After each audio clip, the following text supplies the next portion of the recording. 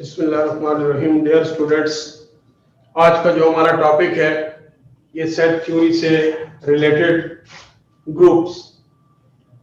इसकी डेफिनेशन कुछ इस तरह से है, a set S with a binary operation star is called group if. ये उसकी चार कंडीशंस दी गई हैं कि अगर ये चार कंडीशंस पूरी हो तो ये सेट अपने बाइनरी ऑपरेशन स्टार के साथ मिलके एक ग्रुप कहलाएगा। यानी ये सिर्फ सेट नहीं, सेट और उसका जो भी बाइनरी ऑपरेशन है वो दोनों मिलके ये जो एक पेयर बनता है, ये पेयर एक ग्रुप कहलाएगा। और उसमें पहली कंडीशन कि star is a binary operation in set S, star is associative in set S. There exists identity element with respect to star in S, and there exists inverse of each element with respect to star in S. यानी ये सारी properties आपके operation के with respect इसी set के अंदर अगर true है तो फिर ये सेट और ये स्टार यानी आपका बाइनरी ऑपरेशन मिलकर एक ग्रुप बनाएंगे। तो जब आपका बाइनरी ऑपरेशन स्टार इस सेट के अंदर प्रूव हो जाए कि ये बाइनरी ऑपरेशन है, तो फिर ये आपका सेट एस और उसके साथ बाइनरी ऑपरेशन मिलकर इस जगह तक ये क्या कहलाएगा, ये ग्रुपाइड कहलाएगा। हम इस पेयर को क्या कहेंगे कि ये पेयर एक ग्रुपाइड है।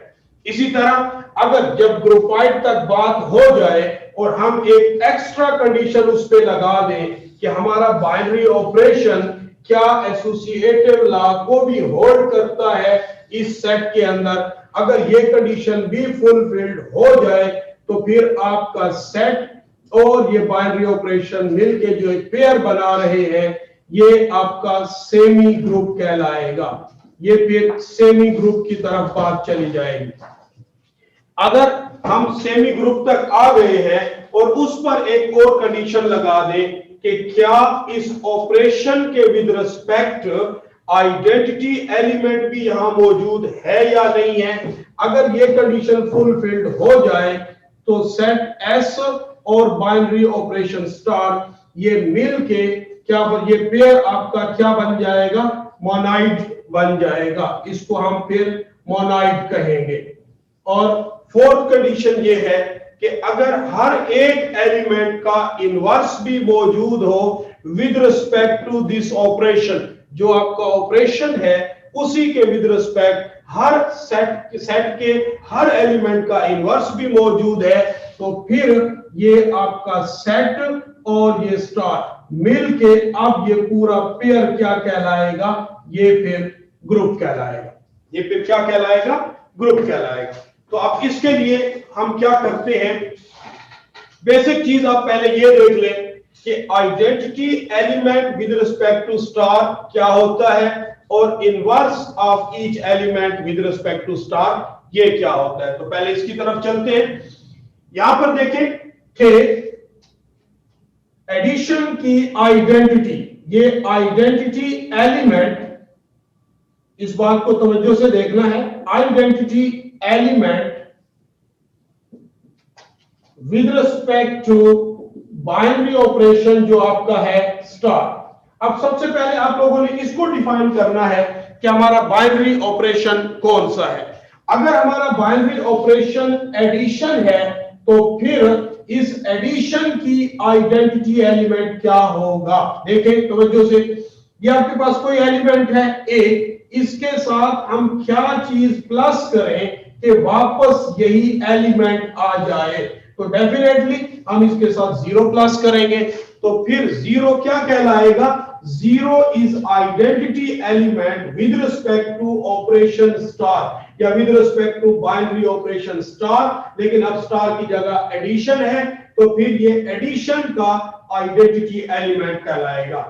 इसी तरह से हम इनवर्स की बात करते हैं, एडिशन का इनवर्स क्या होगा, इनवर्स की बात अब कर रहे हैं यहां पर कि एडिशन है, कोई भी एलिमेंट है ए, उसके साथ क्या चीज प्लस करें कि जिसको आप एडिशन की आइडेंटिटी कह चुके हैं वही आइडेंटिटी एलिमेंट यहां आ जाए। तो अब 0 को हम एडिशन की आइडेंटिटी कह चुके हैं, तो इसलिए हम इसके साथ प्लस करेंगे -a, तो प्लस का a और माइनस का a जब प्लस होंगे तो एडिशन की आइडेंटिटी जो है वो आपका आंसर आ जाएगा। अगर आप लोगों के पास एलिमेंट -a है तो इसके साथ हम प्लस करेंगे +a, फिर भी हमें वही 0 एडिशन की जो आइडेंटिटी है 0 वो आंसर मिलता है। तो इसका मतलब ये हुआ कि a का इनवर्स -a हुआ और -a का इनवर्स +a हुआ। तो ये इनवर्स की कंडीशन एडिशन के लिहाज से, अगर बाइनरी ऑपरेशन हमारा एडिशन हो। अगर हम बाइनरी ऑपरेशन किसको ले लेते हैं, अगर हमारा बाइनरी ऑपरेशन क्या हो, मल्टीप्लिकेशन हो, ये सिर्फ मैं एक डॉट लगा रहा हूं जो कि मल्टीप्लिकेशन को शो कर रहा है। मल्टीप्लिकेशन हो अगर, तो फिर उसके लिए हमारे पास जो आइडेंटिटी एलिमेंट बनता है वो क्या है। आइडेंटिटी एलिमेंट ये बनेगा कि एक कोई एलिमेंट है, इसके साथ किस चीज को मल्टीप्लाई करूं कि वापस यही a आ जाए। तो डेफिनेटली इसके साथ हम 1 को मल्टीप्लाई करेंगे, जब 1 इसके साथ मल्टीप्लाई होगा तो हमारे पास वापस a आता है, लिहाजा a1 is called identity element with respect to binary operation multiplication. और फिर इनवर्स की बात करते हैं कि इनवर्स क्या हो जाएगा कि a अगर कोई एलिमेंट है इसके साथ क्या मल्टीप्लाई करूं कि जो मल्टीप्लिकेशन की आइडेंटिटी थी वो आ जाए। अब मल्टीप्लिकेशन की आइडेंटिटी हमारे पास क्या चीज थी, 1 थी, तो यहां 1 आ जाए, लिहाजा यहां पर हम लिख देंगे 1/a। ये a मल्टीप्लाई और a डिवाइड कैंसिल हो जाएंगे, तो ये 1 हमारे पास वापस आ जाएगा। तो ये 1 हमारे पास मल्टीप्लिकेशन की आइडेंटिटी है। और कोई भी एलिमेंट है जब आप अगर वो मल्टीप्लाई में है तो आप उसको उल्टा दें, वो आपके पास उसका इनवर्स बन जाएगा। और अगर वो एलिमेंट खुद इस फॉर्म में है कि 1/a लिखा हुआ है, तो आप उसके साथ a को मल्टीप्लाई कर देंगे तो भी आपके पास 1 आ जाता है। तो यहां पर रिजल्ट की कंक्लूजन क्या बन गई कि अगर बाइनरी ऑपरेशन एडिशन है तो उसका आइडेंटिटी एलिमेंट क्या हो जाएगा, 0, और उसका इनवर्स क्या हो जाएगा, सिंपल आप साइन को उल्टा कर दे तो वो उसका इनवर्स बन जाएगा। इसी तरह अगर बाइनरी ऑपरेशन मल्टीप्लिकेशन है, यहां सिर्फ डॉट लगा हुआ है, डॉट मींस मल्टीप्लिकेशन है, तो मल्टीप्लिकेशन की आइडेंटिटी एलिमेंट क्या बन जाएगा, 1 बन जाएगा। और इनवर्स क्या हो जाएगा कि आप मल्टीप्लाई के लिहाज से चीज को उलट कर दे, नंबर को उल्टा कर दे। अब मल्टीप्लिकेशन का उलट क्या बनता है, डेफिनेटली डिवीजन ही बनता है, तो आप उसको उल्टा दें तो वो आपके पास उसका इनवर्स बन जाएगा। अब ये बातें आप लोगों ने ध्यान में रखते हुए क्या करना है, किसी भी सेट को बाइनरी ऑपरेशन के साथ ग्रुप शो करना है कि वो ग्रुप है या नहीं है, या सिर्फ वो ग्रुपाइड है, अगली कंडीशन को फॉलो नहीं कर रहा, और या वो सेमी ग्रुप है और अगली कंडीशन फॉलो नहीं कर रहा, या वो मोनाइड तक है और लास्ट कंडीशन को फॉलो नहीं कर रहा, या सारी को फॉलो कर रहा है, तो डेफिनेटली वो आपके पास एक ग्रुप बन जाएगा।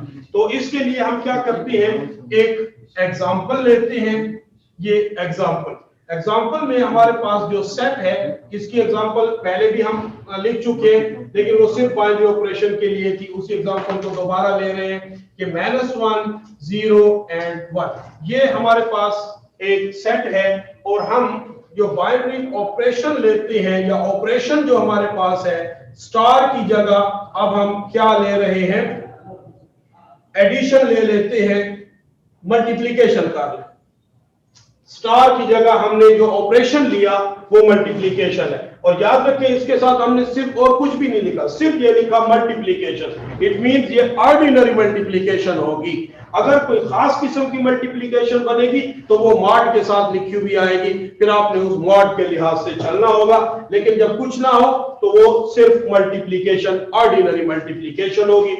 तो पहली कंडीशन को हम चेक करते हैं कि क्या हमारा ये जो ऑपरेशन है, क्या ये बाइनरी ऑपरेशन है इसी सेट में या नहीं है।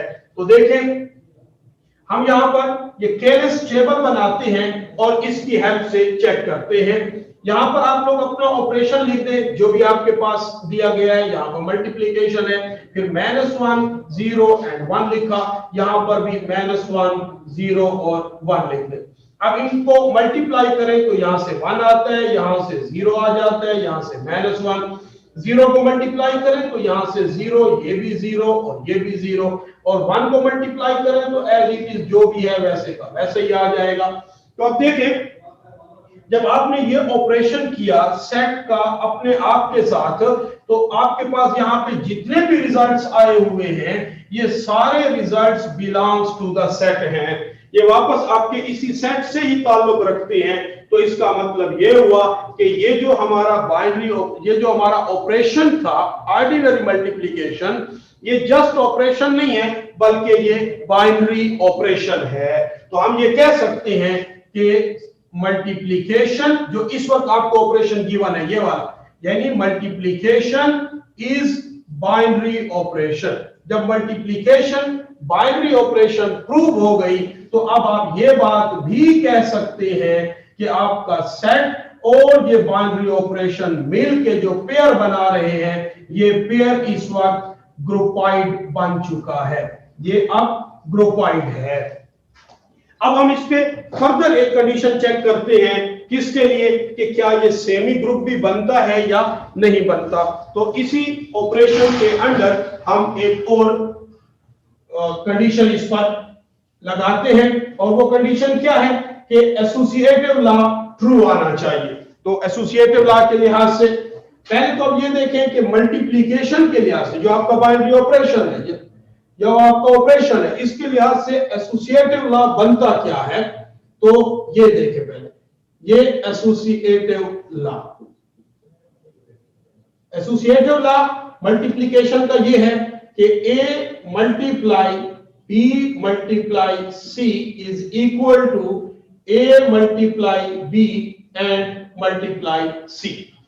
तो अब आप ऐसा कर लें कि ये जो आपके पास तीन नंबर्स हैं इनको आप A B C का नाम दे दें। आप ये कहते हैं कि ये जो -1 है ये A है, और जो 0 है ये B है, और ये जो 1 है ये क्या चीज है, C है, और इनको इसी की जगह पुट कर दें। यानी यहाँ -1 पुट कर दिया, यहाँ पर 0, यहाँ पर 1, इसी तरीके से ये -1 0 और यहाँ पर हो जाएगा क्या चीज 1। अब ये -1 हो गया, इसको इसके साथ मल्टीप्लाई कर दे तो ये क्या हो जाएगा, हमारे पास 0 हो जाएगा, और इज इक्वल टू ये 0 हो गया मल्टीप्लाई 1, ये रिजल्ट भी 0 और ये रिजल्ट भी 0। अब यहाँ पे ये नहीं देखना कि एसोसिएटिव लॉ होल्ड तो हो रहा है, यानी लेफ्ट और राइट सेम आ रहे हैं, तो एसोसिएटिव लॉ ट्रू तो हो रहा है, लेकिन ये देखें कि इसका जो रिजल्ट है क्या वापस इसी सेट में से है या इससे बाहर है। तो सिर्फ इसका ट्रू होना मस्ट नहीं है, ट्रू भी हो और वापस इसी सेट के अंदर हो। तो ये ट्रू भी है यानी लेफ्ट और राइट सेम है, और जो आंसर है वो इसी सेट के अंदर से है। तो इसका मतलब ये हुआ कि यहाँ ये स्टेप करने के बाद हमें ये चीज समझ आ गई कि हमारा सेट और बाइनरी ऑपरेशन मल्टीप्लिकेशन एक और कंडीशन को भी फॉलो कर चुका है। तो अब ये ग्रुपाइड से ऐसे समझ ले नेक्स्ट स्टेज में चला गया, और हम इसको कह सकते हैं कि अब ये सेमी ग्रुप बन चुका है। नेक्स्ट हमने ये देखना है third condition, there exist identity element with respect to star in S. अब हमारा स्टार यानी बाइनरी ऑपरेशन क्या है, मल्टीप्लिकेशन है, और मल्टीप्लिकेशन की जो आइडेंटिटी होती है वो अभी मैंने आपको बताया क्या होती है, 1 होती है। तो क्या देखें क्या यहाँ पे 1 मौजूद है या नहीं है इस सेट के अंदर, पूरे सेट के अंदर। और याद रखें आइडेंटिटी एलिमेंट पूरे सेट के लिए यूनिक होगा। तो हम ये कह सकते हैं कि with respect to binary operation multiplication there exist identity element, there exists identity element 1 belongs to S। तो वो आपके इसी सेट के अंदर मौजूद है, तो आइडेंटिटी एलिमेंट की एग्जिस्टेंस भी यहां पर हो गई, यानी आइडेंटिटी एलिमेंट भी यहां पर मौजूद है। नेक्स्ट, अब ये कंडीशन जब फॉलो हो जाए तो इसका मतलब ये हुआ कि आपका set with binary operation multiplication अब ये एक और स्टेज पे चला गया, यानी सेमी ग्रुप से अब ये मोनाइट बन चुका है, ये मोनाइट तक पहुंच गया है। अब हमने ये देखना है there exist inverse of each element. अब हर एलिमेंट का आपने क्या करना है, इनवर्स देखना है कि हर एलिमेंट का इनवर्स होना चाहिए। तो देखें इनवर्स के लिए क्या बताया था, फॉर इनवर्स, इनवर्स के लिए हम चेक कर रहे हैं कि क्या हर एलिमेंट का इनवर्स यहां पे लाई कर रहा है, यहां पे प्रेजेंट है या नहीं है। तो -1 इसको किसके साथ मल्टीप्लाई करूं कि जिस चीज को हम आइडेंटिटी कह चुके हैं वो आइडेंटिटी आ जाए, यानी 1 आ जाए। तो -1 को मल्टीप्लाई करूंगा -1 के साथ, तो इसका मतलब ये हुआ कि अगर मेरा एलिमेंट -1 है तो उसका इनवर्स भी -1 है। एंड और हम कह सकते हैं कि ये इनवर्स एज ए एलिमेंट तो ये सेट में है, एज ए इनवर्स भी ये चीज आपके सेट के अंदर मौजूद है, तो -1 का इनवर्स प्रेजेंट हो गया। उसके बाद हम क्या करते हैं, 0 को किस चीज के साथ मल्टीप्लाई करूं कि मेरे पास जो रिजल्ट है 1, यानी आइडेंटिटी इस वक्त हम 1 को कह चुके हैं कि ये 1 आ जाए। तो डेफिनेटली 0 को मैं मल्टीप्लाई करूंगा 1/0 के साथ। इस पॉइंट को मैं फिलहाल यहीं पे छोड़ देता हूं, आगे एक चीज लिखते हैं फिर इसकी तरफ वापस आते हैं। अब उसके बाद थर्ड एलिमेंट हमारे पास 1 है, 1 को मल्टीप्लाई करूं किसके साथ कि वही जिसको मैं आइडेंटिटी कह चुका हूं वही आइडेंटिटी एलिमेंट यहां पे आ जाए। तो 1 को मल्टीप्लाई करूंगा डेफिनेटली किसके साथ, 1 के साथ। तो ये 1 एज एन एलिमेंट और ये 1 as a inverse of this 1 ये यहां पर मौजूद है। तो हम कह सकते हैं कि ये 1 का इनवर्स भी वापस इसी सेट में मौजूद है। लेकिन यहां पर 0 मल्टीप्लाइड 1/0, ये 1/0 जो है ये चीज अनडिफाइंड है। ये 1/0 जो है ये अनडिफाइंड किस्म की चीज है, यानी इंफिनिटी है, ऐसी चीज है जो डिफाइंड नहीं है। अब एक चीज डिफाइंड नहीं है तो वो यहां सेट में कहां से कैसे लाई कर रही है, तो लाई नहीं कर रही, मींस तो ये हुआ कि वो यहां पे लाई नहीं कर रही। तो ये सिर्फ इसका इनवर्स, हम 0 का इनवर्स कह सकते हैं कि वो इस सेट के अंदर वापस लाई नहीं करता। जब नहीं करता तो इसका मतलब ये हुआ कि ये लास्ट वाली कंडीशन फॉलो नहीं हुई। यहां तक काम हो चुका है, यहां तक काम हो चुका है, तो इसलिए हम कहेंगे कि ये सेट अपने ऑपरेशन के साथ मोनाइट तक तो है लेकिन उससे आगे नहीं है, तो फिर हम इसको ग्रुप नहीं कह सकते। अगर हर एलिमेंट का इनवर्स भी मौजूद होता तो हम कह सकते थे कि ये एक स्टेप आगे प्रोमोट हो गया, यानी मोनाइट से ग्रुप में चला गया। लेकिन जब हर एलिमेंट का इनवर्स मौजूद नहीं है तो ये कंडीशन पूरी नहीं हो रही, जो कि ग्रुप के लिए चौथी कंडीशन बनती है। तो ये सिर्फ मोनाइट तक होगा, ग्रुप नहीं होगा। और लास्ट में एक चीज और यहां पर देख लेते हैं कि कोई ग्रुप अगर हो, यहां तो ये बात हो गई ना कि ग्रुप नहीं है क्योंकि चौथी कंडीशन पूरी नहीं हो रही। अगर ये चौथी कंडीशन भी फुलफिल हो जाए और आपका सेट अपने ऑपरेशन के साथ मिलके ग्रुप भी बन जाता तो ग्रुप तो हो गया। आगे फिर है एबिलियन ग्रुप, फिर क्या बनेगा, ये एबिलियन ग्रुप। तो एबिलियन ग्रुप के लिए ये है कि आपने कॉम्यूटेटिव लॉ देखना है कि A star B is equal to B star A। पहले ये है कि आपने ग्रुप चेक करना है, अगर वो ग्रुप है तो फिर ये चेक करना है कि वो एबिलियन भी है या नहीं है।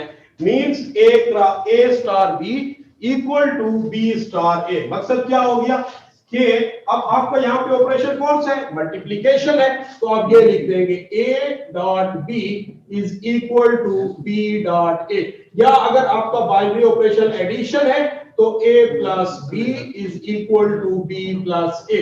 अगर ये फॉलो हो गया तो फिर वो ग्रुप जो होगा वो एबिलियन ग्रुप कहलाएगा। लेकिन यहाँ पर तो सिरे से ग्रुप ही नहीं है। जब ग्रुप नहीं है तो हम उसको एबिलियन या नॉन एबिलियन की तरफ लेके जा ही नहीं सकते। तो इन पॉइंट्स को आप लोगों ने तवज्जो से देखना है और इसी के विद रिस्पेक्ट हमने ये सारी कैलकुलेशन यहाँ पे की हुई है, इसको आप केयरफुली देख लें। जहां पर कोई भी प्रॉब्लम हो तो आप हमसे पूछ सकते हैं। हाँ, अलबत्ता मैं आप लोगों को यही चीज एज ए होमवर्क दे देता हूं कि जब हमारे पास यही चीज हो, यानी क्या चीज, -1 0 एंड 1, और ये जो बाइनरी ऑपरेशन स्टार है, आप इसको मल्टीप्लिकेशन की बजाय ऑर्डिनरी एडिशन कर दें, यानी सिर्फ एडिशन है, ऑर्डिनरी एडिशन है, तो फिर ये सारी कंडीशंस चेक करें कि क्या इनमें से कौन कौन सी कंडीशन फुलफिल्ड होती है। ग्रुपाइड तक होती है, सेमी ग्रुप तक होती है, मोनाइड तक होती है, या पूरे का पूरा ग्रुप भी बनता है। तो इसको आप लोगों ने फिर खुद चेक कर लेना है और चेक करके रिजल्ट्स आपने मेरे साथ शेयर कर देने हैं। और इसके अलावा भी कोई प्रॉब्लम हो तो डेफिनेटली आप पूछ सकते हैं। तब तक अल्लाह हाफ़िज़।